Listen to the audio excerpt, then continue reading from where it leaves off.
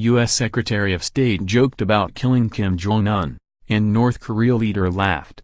Pompeo went to North Korea in the spring of 2018 to negotiate, behind closed doors, the historic meeting between Kim and President Trump in Singapore on 12 June. Last year Mr. Pompeo told a press conference, "The North Korean people I'm sure are lovely people and would love to see Mr. Kim go."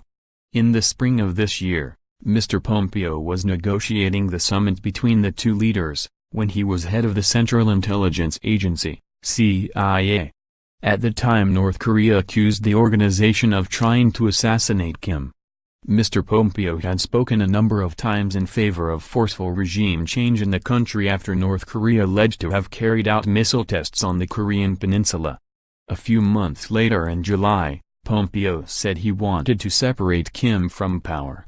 And when the leaders met in April this year, Kim was quick to challenge the Secretary of State about his comments, according to a former CIA staffer interviewed by Vanity Fair.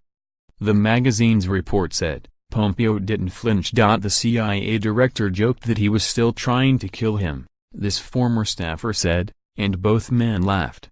A few weeks later on April 18, President Trump was keen to put positive spin on the meeting, saying on Twitter, "Mike Pompeo met with Kim Jong-un in North Korea last week. Meeting went very smoothly and a good relationship was formed. Details of summit are being worked out now. Denuclearization will be a great thing for world, but also for North Korea.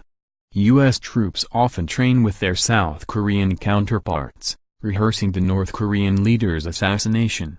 Not much is known publicly about what the two discussed prior to President Donald Trump's summit earlier this month.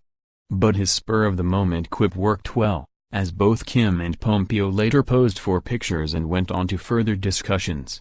A Japanese paper later reported that Kim had praised Pompeo for his bravery during that meeting. Kim reportedly told Mr. Pompeo, "This is the first time I have met someone with the same kind of guts.